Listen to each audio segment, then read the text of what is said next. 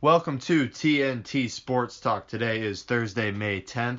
As always, we are presented by D's Home Cuts. I'm your host, Travis Karcheski, joined by my other host, Truman Karcheski. How's it going, guys? We are welcomed in studio today by Johnny Glad. Glad to be back again. Pittsburgh Penguins fan. Not doing too well after the loss, but we'll get into that a little bit later. Well, we're going to start off with basketball. Like we said on the last show, we did believe that the series would be wrapped up and we would have the Eastern and Western Conference Finals set, and we were right. So we got Boston versus Cleveland. We're going to go ahead and give our predictions for that game.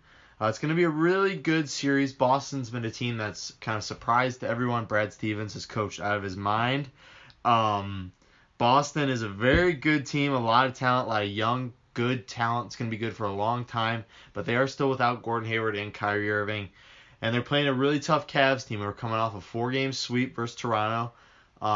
They played really well as of late. Everybody around LeBron has played well. LeBron's played well the entire playoffs. I still think the Cavs and Toronto series is kind of an anomaly. Toronto is a team. Yeah, anomaly, I know. Feeling it today. The Cavs are a good team. LeBron's the best player, I think, left in the playoffs right now. I don't think they do have enough talent, though, to beat Boston and Brad Stevens. I think Boston takes it in 6 You're games. You're an idiot. Yeah. Okay, this is coming from the guy who picked the Timberwolves to beat the Rockets. So let's not listen to what he's saying very much. I'm not going to pull punches here because I'm scared.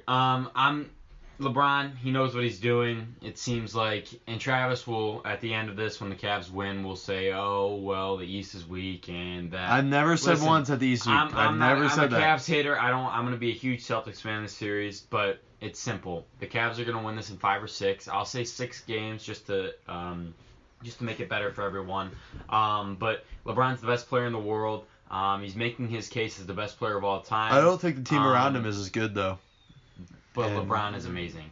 And LeBron can carry this team. Hey. LeBron seems like 30 points and 10 rebounds and 10 assists is a bad game for LeBron. And you know what he's going to do? He's going to go out there. He's going to do this again. He's coming off a good 5 days of rest, 4 days of rest. And I just think there's no way. And Cavs are going to win this in 6 games. Yeah, I just think at the level LeBron's playing right now, I think they'll win 6 as well. Yeah, LeBron's playing out of his mind, but I mean, Boston's got Jaylen Brown. He's a LeBron stopper, so it's gonna be alright. It's gonna be a wrap. The only LeBron stopper in the NBA is Kevin Durant. Yeah, Cavs fans, you can call me out. I don't think you guys are going to beat Boston. We'll I think Boston's the better team overall, deeper bench, better coach, But what way does better Boston coach. not have? What? What does Boston not have? LeBron James. What do the Cavs not have? Coaching like Brad Stevens and Look at Toronto. Team. Toronto was a deeper team. Toronto had the better coach. Cavs swept them. Well, yeah, but Toronto has been notorious for blowing playoffs. I don't think the Celtics have been, a great playoff team in the past few years. Celtics have been nobody thought the Celtics would reach this point. Yeah, but the Celtics last year they reached this point and they choked like you say Toronto did. But this year, last year the Celtics were. You could even argue the better, Pacers had a deeper, better team overall, better coach and deeper, better team. They had the Cavs have 2 All-Star caliber players. And okay. The Pacers have 1. How are they a deeper? I think they're a deeper team than the Cavs. They have a better overall team. Yeah, because the Cavs around LeBron isn't very much. We all know that. But you look at the Raptors had a better overall team. They had a better overall coach, and the Cavs swept them. If Toronto series would have went into more games, I would say this is an easy pick, Boston. I think the Cavs are now a little bit more rested, so they're gonna make a series. I can see the Cavs winning game 1, but I think Boston is kind of riding this high right now. Brad Stevens is easily the best coach in the NBA. He's gonna come up with a great plan to stop LeBron and the Cavs. Why hasn't he done it in the past? He's just having an unbelievable year this year, and he's got Jason Tatum. He didn't have Jason Tatum. But he wasn't able to stop LeBron this year. He didn't have Jason Tatum last year. He wasn't able to stop the playoffs. LeBron. It's a lot different. Okay, but you're saying that Brad Stevens is going to come up with a formula to stop LeBron, and he's faced LeBron multiple times, and he hasn't come up with a formula to stop him yet. They got momentum. What makes you think got momentum. They beat a 76ers team who I think are better than the Cavs too. So yeah, better, deeper than the Cavs, correct. Yes. But so are the Raptors, so are the Pacers. I don't think the Raptors though are not a good playoff team. I think everyone thought the Cavs would win that series. Yeah, but everyone except you thinks the Cavs are going to win this series too. No, I don't believe that. I think a lot of people are picking Boston. We'll move on though. to the best series left right now, Houston versus Golden State. We predicted this. Two very good, talented teams. It's going to be a great game every single night they play. I think Golden State takes it in 6. I could see this easily going to 7, though. Yeah, I got Golden State in 6 as well. I picked Houston way at the beginning of when we started this, but Kevin Durant is the difference. Kevin Durant is hands down the second best player in the league right now. You can't argue it. You talked about LeBron stopper earlier. I think the only LeBron stopper in the league is Kevin Durant. And Kevin Durant's on the Warriors, and I don't think the Rockets have much to guard Kevin Durant. You have on the outsides, they're the kind of matchup, Harden and Paul, that's ridiculous, that backcourt. But Steph Curry, he's a great player. Klay Thompson's a great player, one of the best perimeter defenders in the league. And then Draymond Green's another big difference. So I think the Warriors, they're more experienced. They've been here before. This is the Warriors' time again, and I think the Warriors are going to take this in 6. I have a Golden State in 5, actually. I think they're going to. Oh, wow. I think they go right through them. I think with James Harden and Chris Paul, I don't think they're going to have enough just to be to have 30 points a game and be good defensively. Mm-hmm. I mean, if they're firing on all cylinders, I don't think they can do that every night either. I don't think they. Yeah, if the Rockets have a bad game, they lose, and you see that they're not going to be able to have. They're going to have bad games against the Warriors because they're the Warriors, and so I don't think that the Rockets can capitalize on that. And Curry or Klay Thompson, they don't have to have an amazing game every game. James Harden and Chris Paul, they have to play lights out every game, I think, and they have a lot more leeway with that. They have so many superstars on their team. So moving now to the NHL, we have Game 7 tonight, Jets versus Preds. It's going to be a great game. Winner goes on to face Vegas. Then we have the next series is Tampa versus Washington. Washington's coming off a great series versus Pittsburgh. I know Johnny's not going to like that, but Washington looked really, really good. I could see them beating Tampa Bay here, and I could see that. I think Vegas is going to advance to the next round. I think they'll beat whoever wins, Jets or the Preds. I think I kind of agree, and I kind of want to say that Las Vegas will advance because I honestly love that story. I'm not going to say I'm a fan because everyone would just call me out, but I love that story. I think it's so cool how they're an expansion team. So I'm going to be pulling for the Knights, and I do think they end up, even though, I think Nashville wins tonight. Nashville and that home ice advantage will be big, but I think Vegas is going to take that. And then the Capitals are another team I kind of like. It's just kind of a cool story. The Penguins just bounced them out, and they finally got over the hurdle of the Penguins. So is this the year Ovechkin and them can finally get one? So I think it's going to be Capitals and Knights. Yeah, I actually agree too. I think the Golden Knights is a good story. I'm rooting for them on that side, and I think the Capitals. I think they were definitely the better team against the Penguins, and I think they are going to beat the Lightning, and that would be between them two. Yeah, so that's it for hockey. We'll have another update on Tuesday. Moving now to baseball, but before that, wanted to remind you that our show is brought to you by D's Home Cuts. D's is the best place around Northeast Ohio for a great haircut at a low price. For only $7, D's has been providing people with modern haircut and styling. Truman and I and Johnny have been getting our haircut there for the last couple months, and we have never looked or felt better. I'd say about 14 out of, 17 guests that we've had have gone to D's. Everybody goes to D's. You should too. Only $7. Great haircut. Every time you go into the shop, you're going to get a professional cut, and the cuts get better every single time because D's is always upgrading their equipment. You can buy now your own jar of D's wax. He makes it himself. 5 natural home ingredients. It's great stuff. I use it every morning. Truman, you use it every morning. Yeah, I switch out. I love it though. Johnny, do you use it? Yeah, I do use it every morning. It's great stuff. You can find him on Twitter or Instagram at Dom's Home Cuts and DM him for an appointment, and trust me, you will not be disappointed. D's Home Cuts, professional haircuts at a low price. Moving now to baseball, the Mets were a team that started really hot, one of the best teams in baseball, but they've kind of fallen back to reality, I guess you could kind of say. Yesterday was one of the stupidest mistakes you can make in all of baseball. Bruce went up to the plate. Jay Bruce went up to the plate after Asdrubal Cabrera hit a double, and the Reds manager walked out there, and it turns out they were batting out of order. So the lineup card that was posted online and given to the Reds was Cabrera and Bruce. But the handwritten card that Mickey Callaway had was Cabrera and Flores. So they screwed that up. It's a really stupid mistake. Turns out Bruce got called out. Cabrera's double was taken away from him. He wasn't given a hit. The Mets are just falling back to reality right now. Who's the manager over there? Mickey Callaway. I don't think it's Mickey Callaway's fault, though.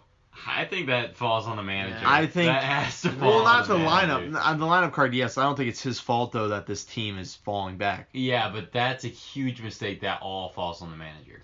I don't think like it that. falls. You can't put that on anyone else. He's got Mickey Callaway has taken a team though full of basically old veterans who just basically have nothing left, and they've been a decent team. Last couple of games though they've been pretty bad. Yeah, I don't know how you make that mistake. You got like Yeah, and I think it was the last time it happened was in 2016. It was Truman's Brewers that it happened to. Like you said, it's a really stupid mistake. Only really this guy that stupid teams you make love. it. You love Mickey Callaway. Mickey Callaway's doing a great job, I think, over there. As you just called them out and saying that they're. It was a dumb mistake, but first time manager, what are you gonna do? I think that's not something you can excuse on. What? You're not just going to give him an excuse because he's a first-time manager. If he's taken a team that was trash last year and just turned them into a decent team, I think you give him you just trashed on them for the last 30 seconds. Well, I'm not going to say it's all because of Mickey Callaway. That particular mistake is. Yes. And that's a dumb mistake, and it's obviously, but as a first-time manager, you can't say he's a trash manager. No, I'm not saying he's a trash manager, but the fact that you love him and the fact that that's a really dumb mistake. He's a great manager who's taken a team who is full of rejects, veteran players who really have nothing left, and turned them into a decent squad. After you just trashed them. So, like we said, Brewers, last team to do that was in 2016 was the Brewers. So sticking with the Brewers, Stephen Vogt was on a rehab assignment in AA Biloxi. He made a throw to third and suffered a shoulder injury, I believe.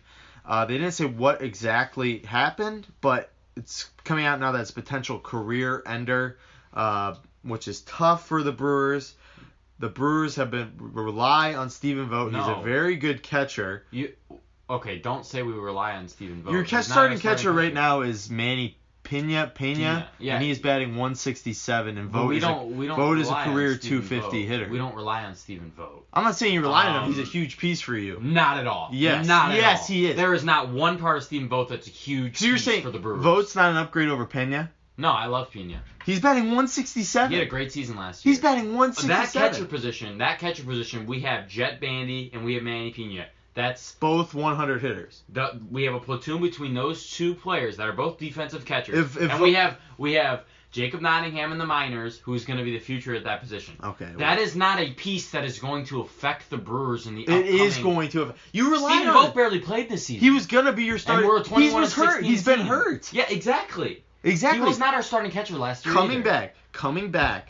You rely on him to come back and take over that starting catcher spot. No, because we had him last year and he's didn't a take career. over He's a way better hitter than Pena. No, but I don't even know Jet. So you think this is going to affect the Brewers in the long term? Yes. That's why you are an idiot. That's why you picked the Timberwolves to beat the Rockets. Well, I think that sports. Stephen Vogt's a good catcher. He's a two-time All-Star, career 250 hitter, and you're saying he's not. His career is almost over.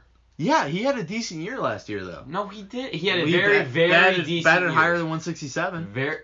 That's the beginning of the season. Manny Pena had a decent season last year too. Yeah, still, I don't think you can just write him off as who cares. I don't think it's something that's gonna affect the Brewers in the long term. We have one of the best prospects in the majors as our catcher.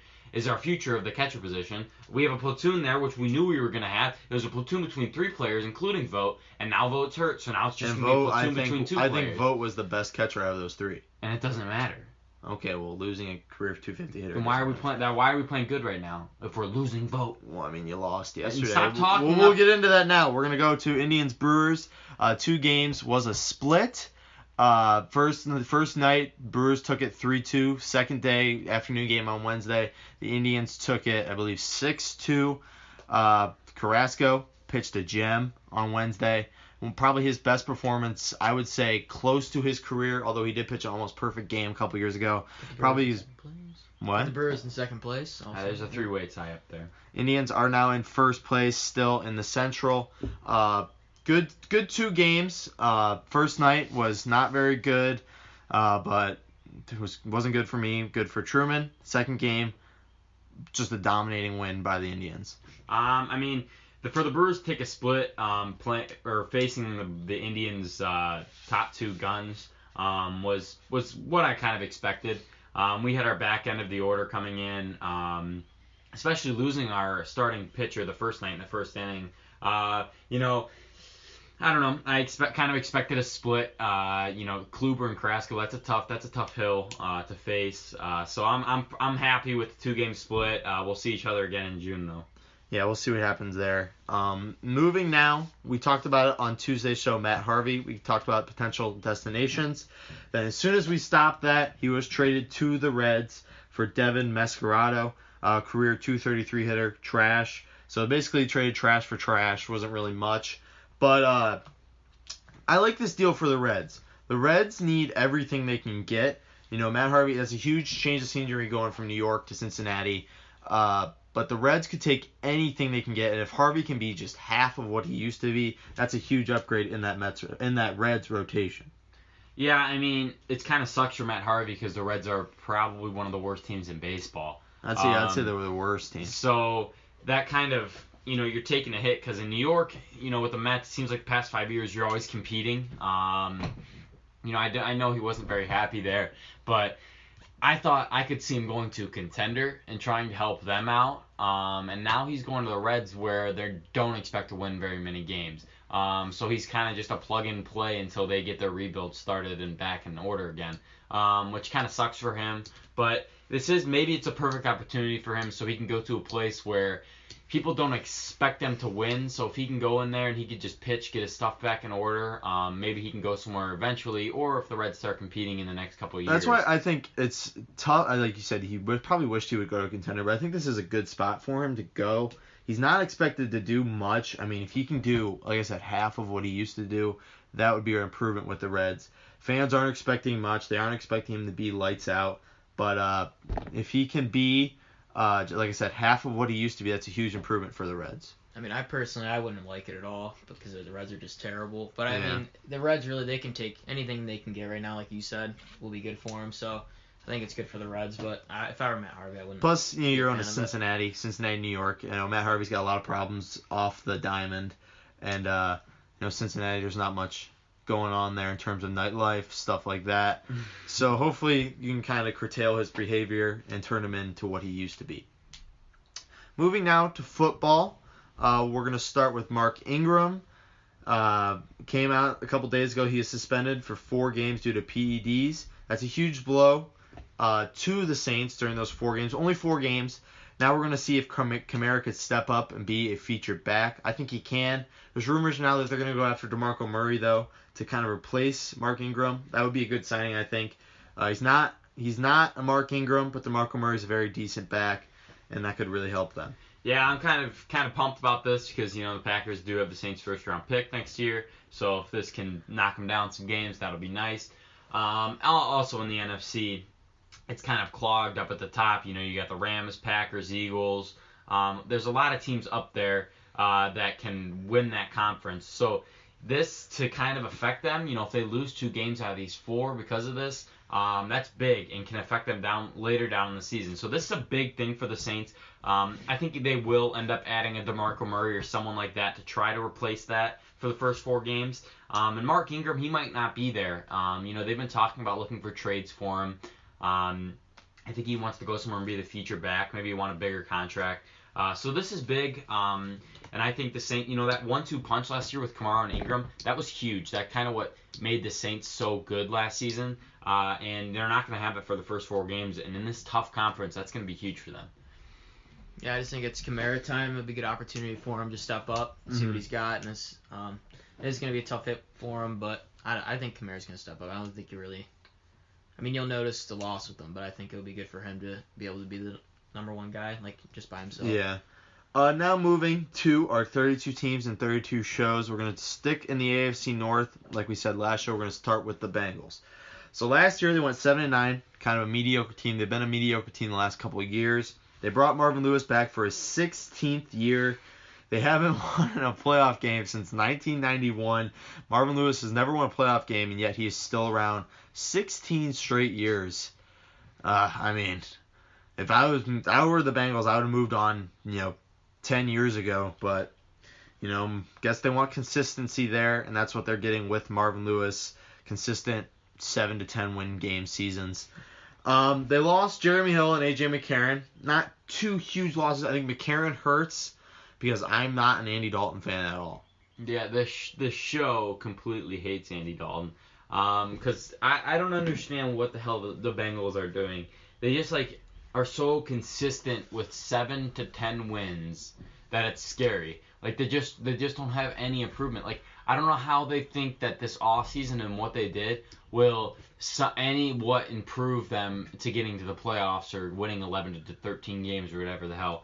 But I just don't understand why they haven't entered a rebuild yet. I don't know if they're giving Marvin Lewis one more year and seeing what happens. I don't know why you'd try that again, but that experiment faded away so long ago that it makes no sense why they haven't moved on from it.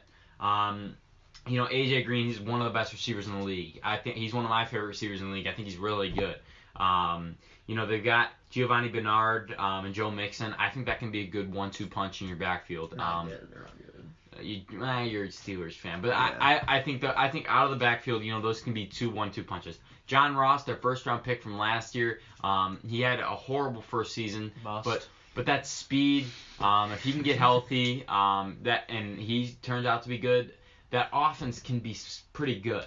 If Andy Dalton can come alive, their defense has always been middle of the pack, pretty good actually. I like the addition of Preston Brown from Washington as their one free agency move. So, I don't know. I just think they're the same old Bengals, and I think like I said, the Bengals, consistent team, consistent 7 to 10 wins. I think they had actually a pretty quiet offseason, but I don't think it was as bad as people think. They added Cordy Glenn. They traded for him from the Bills. He's a really good left tackle, a really underrated left tackle, and they need consistency on that offensive line to keep Andy Dalton upright.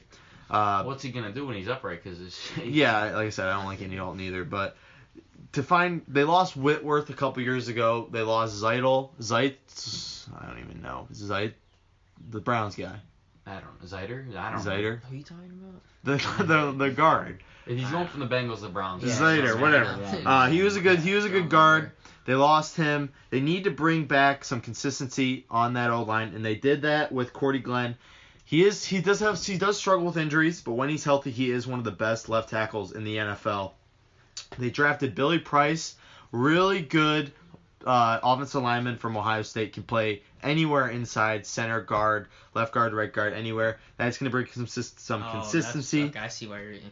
No, I truly. I see why They you're had a bragging great about. draft last year, except for John Ross, which was they just chose him for speed. If John Ross can be half of what they expect him to be, that's going to help them out a lot. Their wide receiver, besides AJ Green, is trash. They got Brandon LaFell. Yeah, and Tyler Boyd, who I like Tyler Boyd, but I like Brandon LaFell, but it's very. they had a decent. great draft on their defense, though. They took William Jackson, who's going to be thrusted into that starting role this year. I think he's going to do a great job. He locked up AB last year, so They also let Le'Veon Bell walk. was in the for a highest touchdown. graded. Do you remember that play? You just let him walk in. Highest graded, Remember that? highest graded corner from Pro Football Focus last year. Lockdown 8. What are you talking about?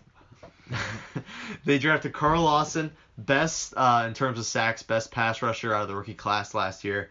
So this defense isn't bad. They added, like I said, Preston Brown led the league in tackles last year. They added Chris Baker, just going to add to that defensive line, which is probably their biggest strength right now is the defensive line with Atkins and Dunlap.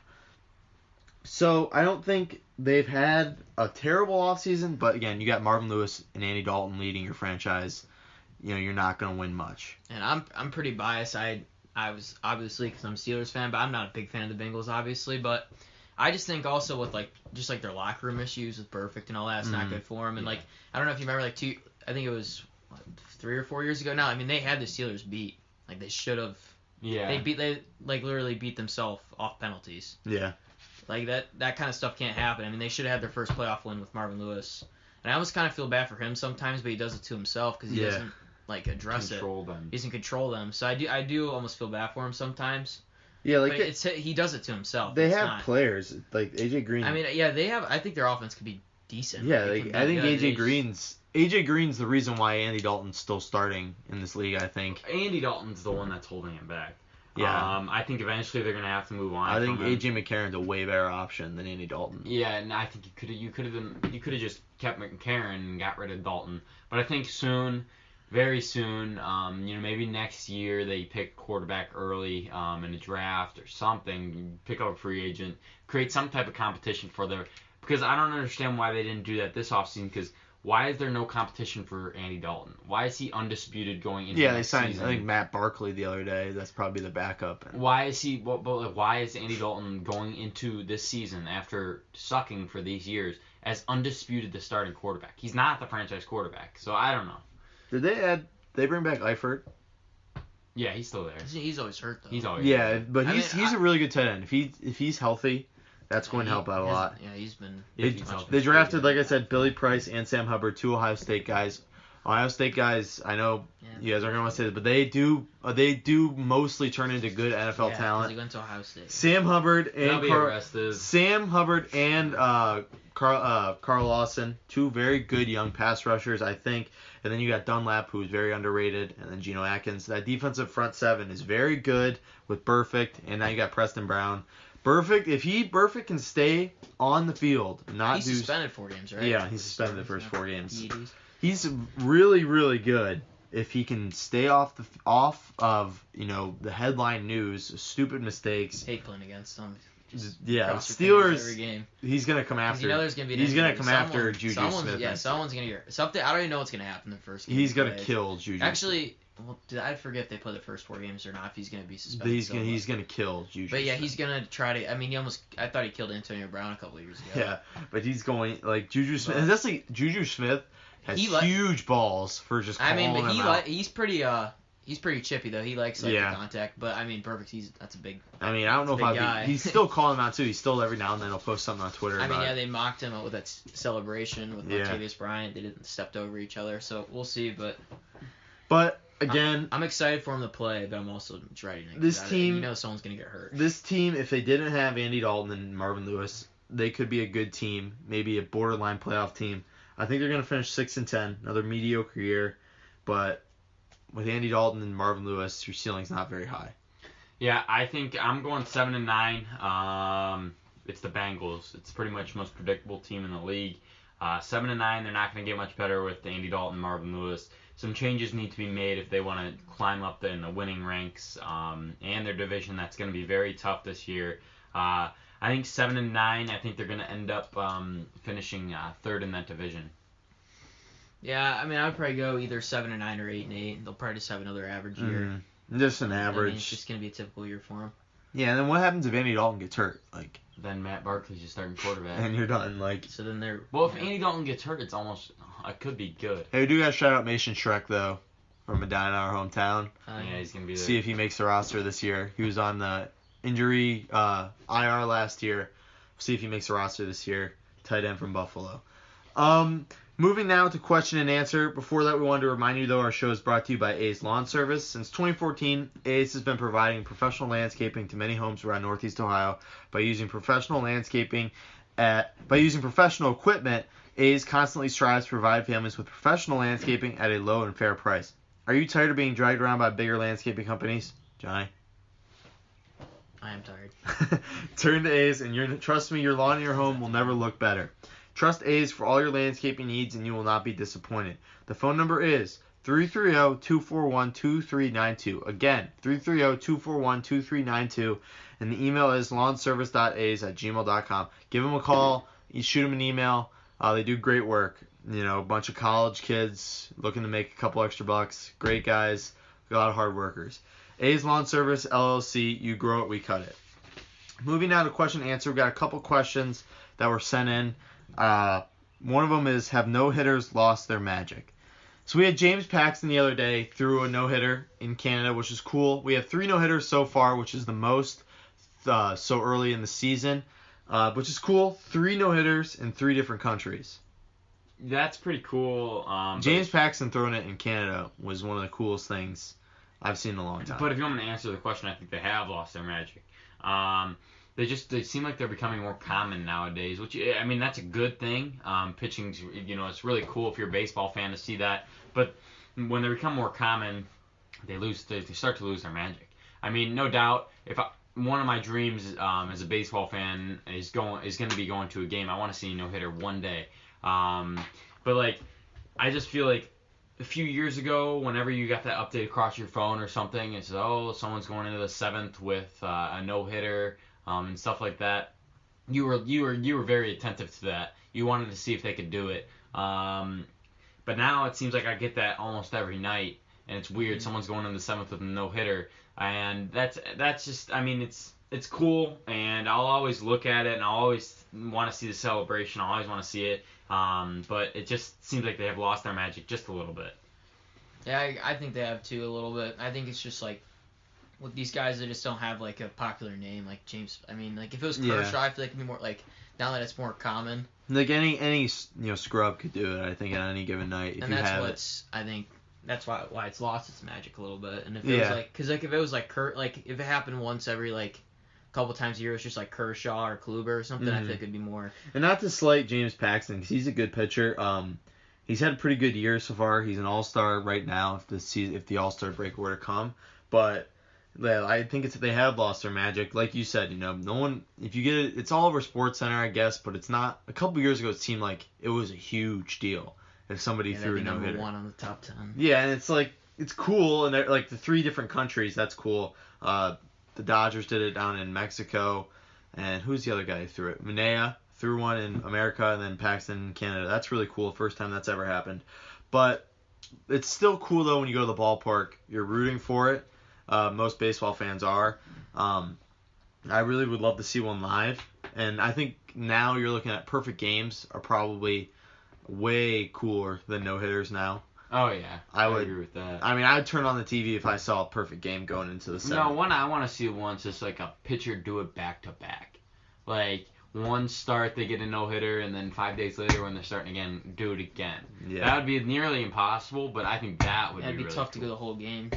Yeah, that's true. That's true, too. Yeah. But, yeah, I think they have lost their magic. It's just, when a lot of guys do it, I know, like, there's just so many smaller names that do it every single year. And they're cool, though, still. Moving now to our next question is, what is the funnest position to play in all of sports? It's funniest. Yeah, it's a typo. Train's being a smartass. But what is the funnest position to play in all sports? We'll go every single sport. Is funnest a word? Most fun position to play in all sports. Let Johnny start it off. We're going to go all 3. You can go any sport. Well, I guess for me it would be pitcher in baseball. I think it's just I've pitched like my whole life, and I think that's the most fun. You're like in control of the game. Everything goes through you, and it's just I don't know. I like it a lot. I'd go quarterback. I feel like if you're like a Brett Favre type person, and you know the offense, you've been somewhere for a good 5 to 6 years, you don't really have to worry about that.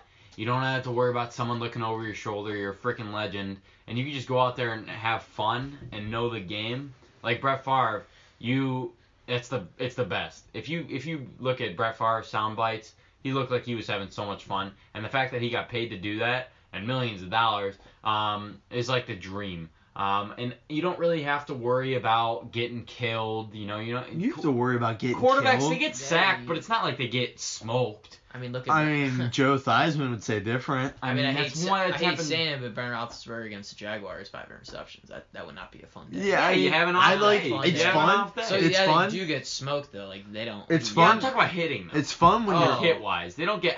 Sometimes they do. But like, I don't want to get hit by Jadeveon and Clowney or J.J. Watt. Yeah, but that's off the edge. T.J. Watt. You have guys protecting you. I just feel like if you know the offense and you get that down, which is hard because there's so much to learn for a quarterback. For it to be fun, you have to have like the perfect system. You can't have any competition behind you. You have to be really good. You have to have talent around you. Brett Favre was really good. Yeah, like Wisconsin 2 years ago, Alex Yeah. Warnerbrook. It doesn't look much fun to me when you're like, let's say, I mean, they look good over there. They when win you games, say don't they? Russell Wilson, who has no offensive line and just gets killed. But Russell Feel Wilson, bad he's for running him. around back there. That looks Because fun. he has to. That looks Yeah, fun to me. How's that You're fun? running for your life. Yeah, he's running. I don't know. I think I would love to be Brett Favre. Yeah, but I think it'd be really fun. Yeah, it'd be fun, but it's just like Sport, like I think Brett it'd be, Favre looked like he had fun. I think it would be really fun, but I think it'd be, if you're not good, it's. I mean, look at Brett Favre. Especially if you come into the league and you're like a first round you draft think pick. Deshaun Kaiser had fun last year? He's still making millions of dollars throwing touchdowns. I mean, you look at some guys, they're like. I mean, Deshaun Kaiser's a very talented quarterback, and I think he's going to be very good one day. But all right, for me, I'm sticking with football. I'm gonna go wide receiver. I think wide receiver. You got to worry about getting smoked if you're a wide receiver. Yeah, but it's like a chess Look at game. Odell. Every It's single talent move. on talent. If Yeah. Okay. It's 1-on-1 basically. Okay. If you get talent, yeah, that'd be fun. But Well, yeah, we're all talking about talent. If you're suck, it's not fun. But yeah, exactly. If you're Brett Favre, you're Brett Favre. But like I think it's fun to you're going 1-on-1 versus a guy, and you have to beat him with like your feet and your skills, and then you have to catch it. Making cool catches like that is cool. That's why a lot of them turn out to be divas, but like Antonio Brown. But but that's why I really like to be a wide receiver. Now we're gonna go. What's the hardest position to play in all sports? When I was doing this, I thought quarterback was up there, but I'm gonna do with Johnny pitcher. Oh. We had this debate. Remember? No. Pitcher seems really hard. You have to be on it every single pitch. You saw I'm gonna. Yeah, but you also have relievers. Like Yeah, you but you can have a bad day in the first. Like what the Brewers who started 2 days ago. Wade Miley. Yeah, He had a bad day and then he got hurt. replaced. That's it. Yeah, Or he got hurt. Whatever. Yeah, but if you get hurt, if you're a starting pitcher in the first inning, your team's screwed. Well, I mean, not a couple nights. I mean, that's very, very rare. I mean, it's not rare, but it doesn't. I'm just saying, happen like, very you can often. get. But you bailed saw out. Dylan Bundy the other day. Yeah, like if I have a shitty game, if I'm having an off day, 4 innings, a bunch of runs, my relievers come in and then I get to sit for 5 days and chill out. Sit for have 5 a cold days, beer. and you're not just chilling for 5 days. Yeah, though. you are. You're just chilling. You're warming up and Throwing you're the ball. But you around a saw little bit. what was I gonna say? throwing the ball. Look at the fans. Like you saw sunflower Corey Kluber. seeds. When you're on, and it's so fun. sunglasses. Well, that's it's really true. fun. I mean, you can have your off days, obviously, but Yeah, but going up there, Corey Kluber, when you're not on it, and everybody expects you to be on you can't it. really explain it. If I you're mean, off. that's the same thing for quarterback, though. I mean, But I quarterbacks- expect Aaron Rodgers to throw 5 touchdowns every game. Yeah, But there's sometimes where but he doesn't. there's Very sometimes, it's very rare, and you get a week between when you get 5 days in between starts, and you have to have it. Like you can't. But you got the same with football. Though, you get And 5 off you're days. on your own though too. Like quarterbacks get at least they get if you have a good running back, you get a little bit of relief. You got good defense for baseball. Yeah, but I mean that's not. You got a good catcher. Yeah, I don't but know. I mean I don't know. I don't know. I You're just think alone quarterback, out there. you got to learn a playbook that. And your You've arm. heard the sound bites. Those plays are long. Those plays are hard. But then you got to learn that whole thing. If you're a You gotta starter, learn- you gotta learn the you're a system up and starter. down. You got to go out there and you got to throw 100 pitches at least, and your arm's tired. It's dead, and you got to keep going. In a freaking shootout, Aaron Rodgers throwing the ball 55 times. Ball's Yeah, but heavier, not he's 100. throwing it Not farther, 100 miles per hour at throwing a it time. farther. I don't know. Far Yeah, in football, every year, what do you need every year to be a contender? For most of the time. Quarterback. A quarterback. Yeah. I mean, I You guess the need Eagles kind good of like, starting pitching. I mean, though, Nick to be. Foles played. I mean, I guess that was kind of an I mean, he exception. played out of his world, though. That's Doug Yeah, he Peterson did, but he's coaching. not consistently. I mean, you want to talk about 100 miles an hour. Favre could throw. He didn't know way he throws at 100 miles an hour. He was breaking fingers. They could not Not throw a breaking baseball 100 100 miles He an was hour. breaking fingers, though. No, he's Yeah, not throwing it's 100 a miles per football, hour. though. It's It's way a completely different. different throwing I motion. think Yeah, Brett Favre Johnny should be knows amazed. it's way different. It's really hard, especially playoff game.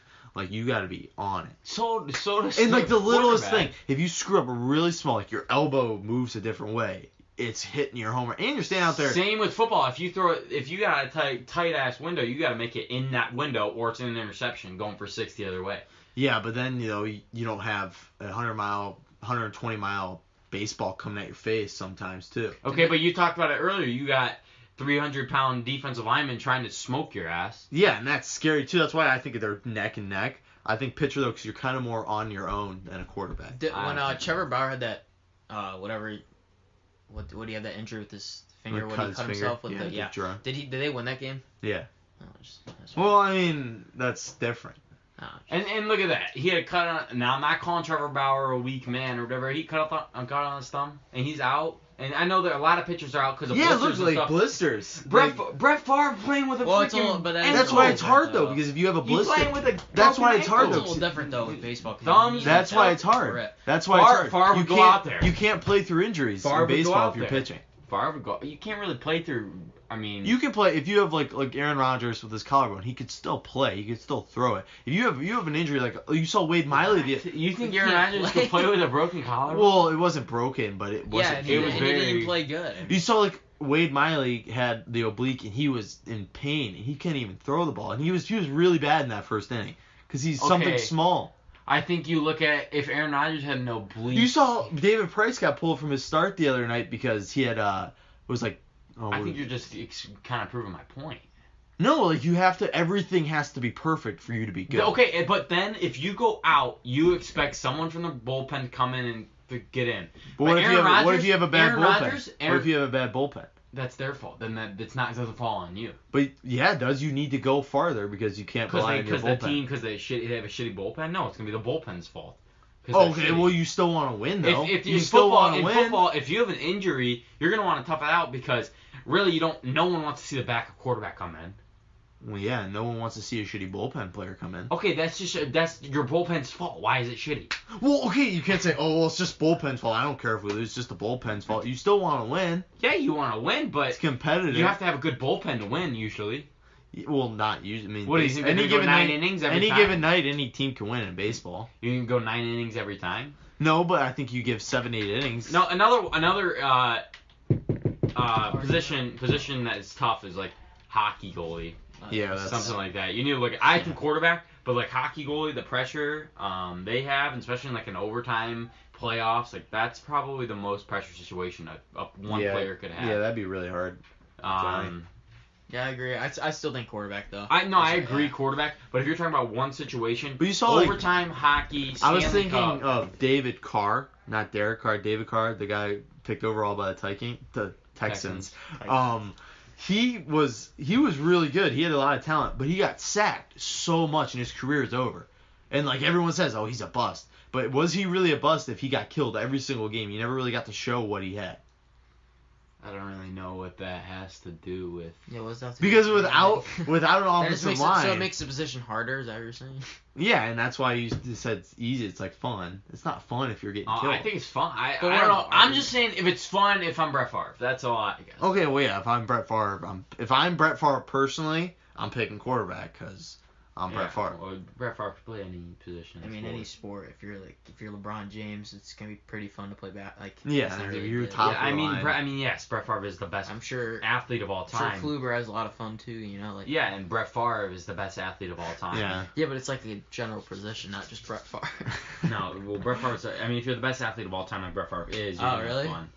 All right, well, we're gonna move on now. That was some good questions. Keep those coming in. We're moving now to Johnny's interview.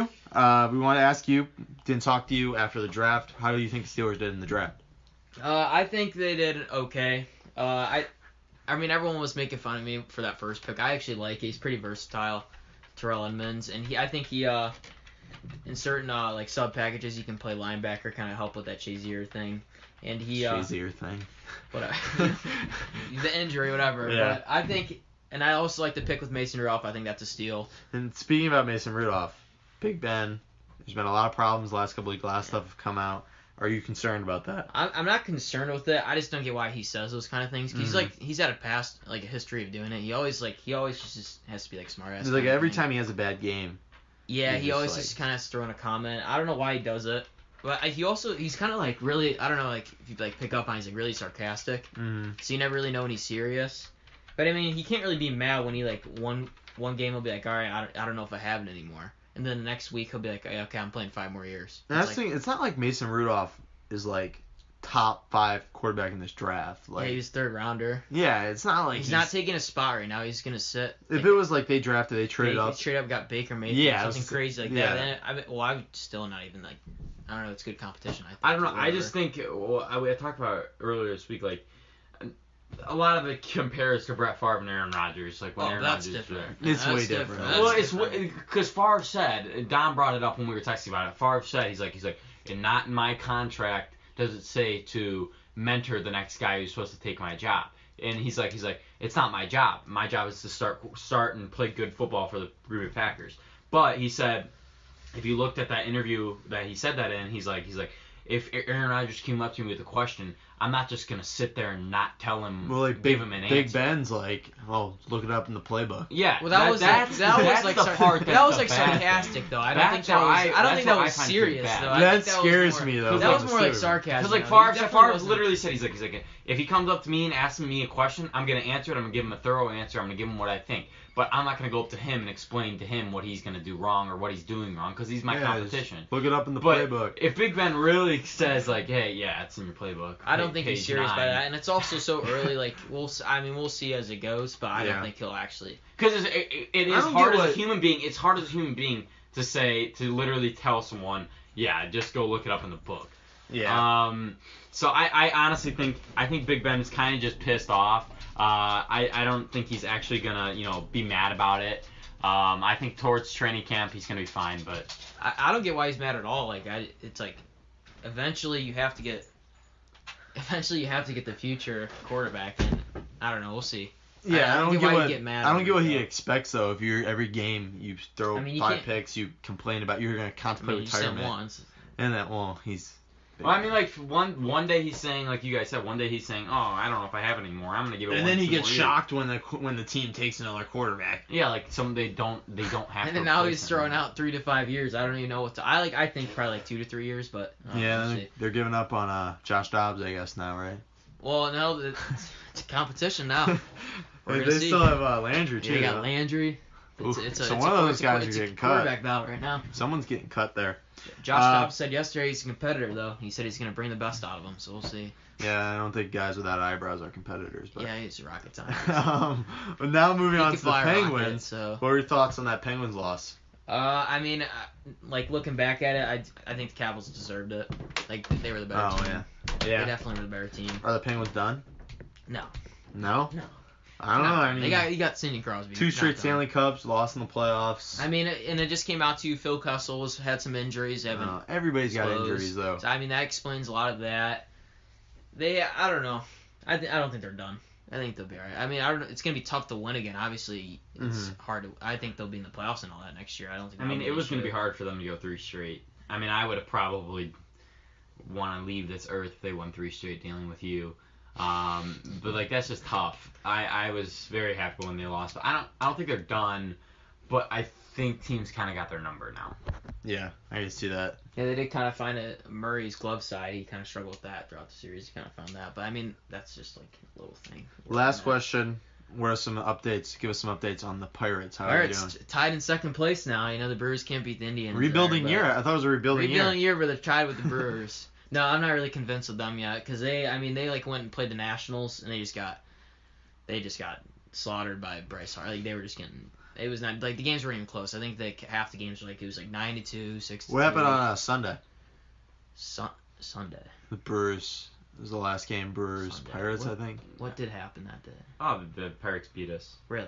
But Wait, I who won? honestly Wait, who think won? this rivalry is kind of funny because this is the year where the Brewers are supposed to compete and you guys are supposed to be rebuilding and you guys beat us. But like every year that you can admit to this, we talk about this all the time. When you guys were competing and we were rebuilding, we beat you guys. Yeah. So it's that's like we true. just no, that screw was, each a other. couple years ago. They just kind of screwed. I remember that. So I mean, it's funny. They're not- weird. They're weird when they play each other. I'm I not don't convinced understand with the Pirates this year. I'm but- not convinced yet. Obviously, I mean, You got some good like, young when they pitching. play these good teams though, they just get like, Yeah. it's bad.